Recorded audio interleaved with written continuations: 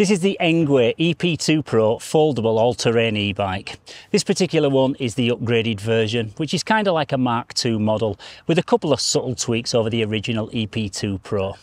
In today's video, I'm going to tell you why I believe this is the best value sub £1,000 e-bike that you can pick up in 2023. But this is not to be confused with the Engine Pro model, which looks very similar in design. The Engine Pro has a slightly more powerful motor and it comes with hydraulic brakes and also a colour LCD screen.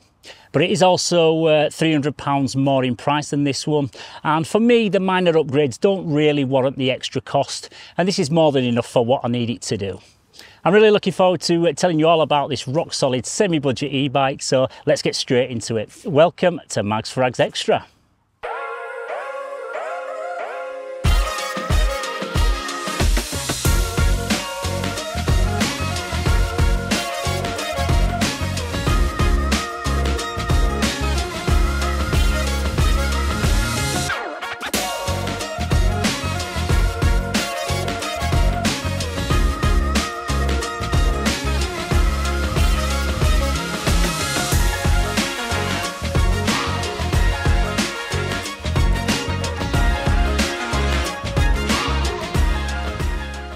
Yes, hello again folks, and thanks very much for tuning into this little ad hoc video, which is vastly different to my usual fragrance reviews.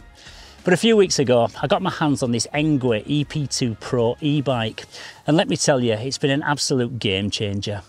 Unfortunately, the years have now caught up with me, and I'm not quite as fit as I used to be, so getting up and down steep hills on my regular mountain bike did become a bit of a struggle, which kind of basically made me no longer want to ride it anymore.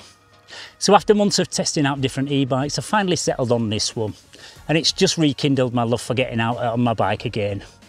As a photographer, it's going to be an absolute godsend to be able to leisurely cruise around with all my camera gear strapped to the back when I'm out shooting landscapes. And before I begin today's video, I just want to say that Engwe are not sponsoring this episode, nor am I affiliated with the brand in any way, and this bike wasn't sent to me for free to review. I did pay for it with my own money, and I'm just giving my own personal opinion on it. However, if anyone from Engwe is watching this and wants to send me one for free, I'd be more than happy to accept it. But honestly, this is definitely my own e-bike. Okay, so we'll start off with the look and design of the EP2 PRO, which is pretty quirky and maybe not to everyone's taste, but I personally really like it, and it reminds me of a 21st century reimagined BMX. And although the design is more unisex and it will appeal to a wider age demographic, it is still quite quirky looking. It's a real head turner, especially in this striking orange colourway, but it's also available in more subtle colours like black, and also this dark grey variant that I use as a second bike, and also that I loan out to friends if they fancy coming out for a spin. The frame looks and feels unbelievably solid with this chunky aluminium alloy centre post, bringing a really strong rugged aesthetic, which is not too high for female riders to stride over. But what you don't pick up on from video reviews is just how solid and heavy this thing is in real life. It's more like a motorbike than a push bike, and it's built like a tank. It comes with 20-inch 6-spoke alloy wheels with 4-inch wide fat tyres that are great for when you go off-road and along uneven cycle trails. You get a strong rear carrying rack that's fantastic when you mount a bag like this to it, and then you don't have to carry a backpack around with you and get shoulder ache all day. It also comes with metal mudguards as standard, folding pedals, an intelligent LCD display. You get front and rear LED lights, and the rear light actually includes a brake light, which I think is pretty cool. But tell me down in the comments what your opinions are on how this bike looks, and whether it's something that you'd enjoy to be seen riding about on. In terms of performance, the EP2 PRO comes with a powerful 48 volt, 750 watt brushless rear hub motor with a peak maximum output of 960 watts. It delivers 50 Newton meters of torque, which is enough power to power you up even the most challenging inclines with little input from your own manual pedalling. You also get 7 manual gears from this Shimano gear set, and even without any input from the motor whatsoever, this is pretty easy just to pedal along unassisted on flat surfaces and also gentle inclines, but maybe lacks a few extra gears for when you pick up a bit of speed or you're travelling downhill. The maximum speed of this bike, according to Engwe, is 26 miles per hour, but it actually comes restricted out of the box to the 15 miles per hour UK legal limit.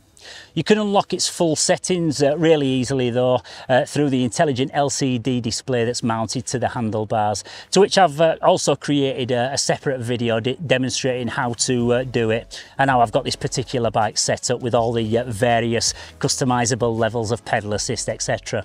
So definitely worth checking that video out if you are thinking of buying one of these bikes for yourself. And spoiler alert, I have ridden this bike off-road unrestricted and got over 30 miles per hour out of it, so Engwe's claim of 26 miles per hour certainly is not exaggerated. The LCD's main screen is bright and clear and displays a battery level indicator, a speedometer, a pedal assist level indicator and a trip computer.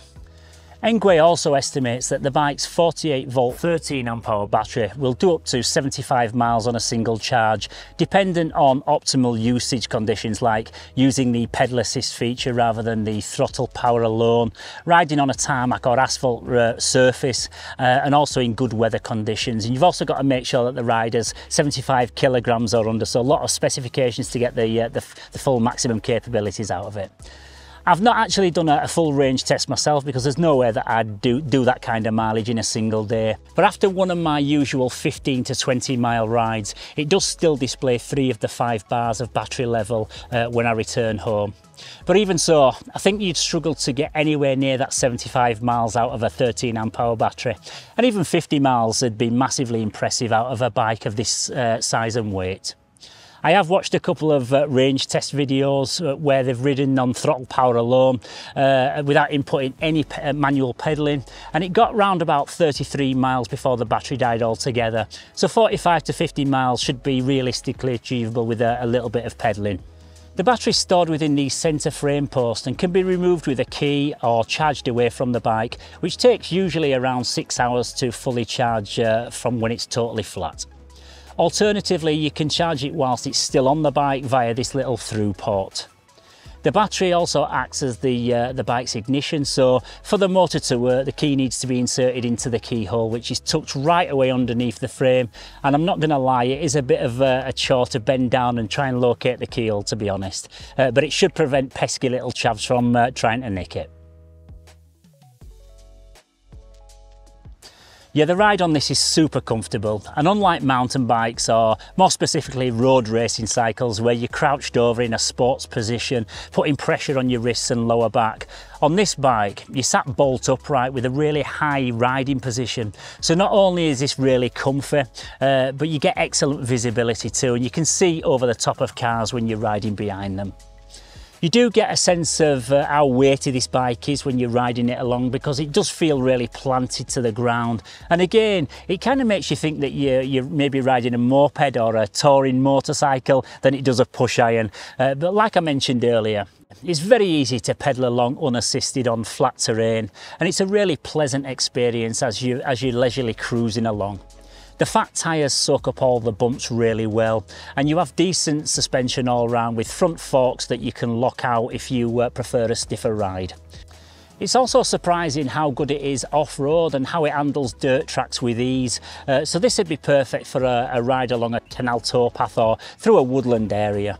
There's also a really handy cruise control feature where if you keep your throttle on for around about 10 seconds, it'll automatically maintain the same speed until you apply your brakes, which is super handy on longer rides and will stop you from getting aching wrists. Another handy feature is the push assist, which is for any reason if you want to decide to get off the bike and push it along for a while. You can hold down the minus button on this little cluster and it'll run a steady 6 kilometers per hour at the side of you until you release the brake. So it just makes it easier to push along. These mechanical disc brakes are okay, but I wouldn't trust them to bring the bike to a super swift stop in an emergency. And I definitely think this would benefit from the same hydraulic brakes as what the Engwe EP2 PRO model gets. They also squeak quite a bit, so I may look at upgrading them down the line. And I'd say that the brakes are the main area of this e-bike that I'm not actually totally satisfied with. Another area that may be a bit of a deal breaker for some people is the practicality. And yes, it does fold down into a fairly compact size and will fit comfortably into any average size car boot. However, the weight of this bike is its Achilles heel in this category because it's extremely heavy, especially when the battery's still in the centre post. Getting it in and out of the car takes a real lot of effort, and there's no way that I'd attempt to take this on public transport or up and down flights of stairs. It is fairly easy to fold up. You simply fold the pedals, release the lever on the handlebars and fold the whole bars over, then release the lever on the frame and fold it in half using this grab handle to keep the frame stable. The key should definitely be removed at this point if you're going to transport it in a car, so that the connectors on the battery don't come into contact with anything metal, because it's actually still live. And I learnt this the hard way when I first lifted it into my car next to another bike, and the battery must have touched the frame of the other bike and it gave off a few huge sparks, which certainly woke me up a little bit, and I wondered what the hell was going on. So definitely don't do that. There's also no clips or strap to hold anything together when you've got it folded up, so you might want to invest in a small ratchet strap if you plan to carry it anywhere or transport it in the back of your vehicle. So in summary, the Engwe EP2 PRO is incredibly affordable compared to other e-bikes in its class.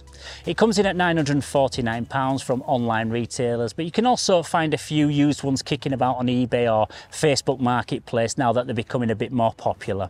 So there's definitely a few deals to be had on nearly new ones if you are on a tighter budget.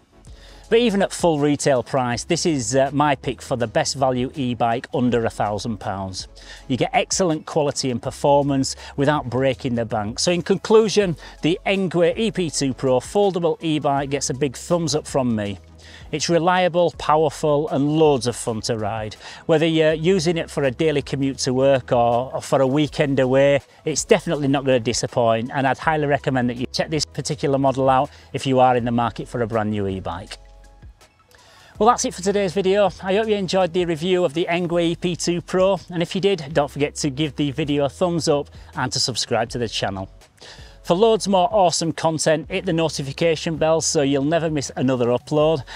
So until next time, thank you very much for watching, stay safe, and I'll see you in the next one. Bye bye guys.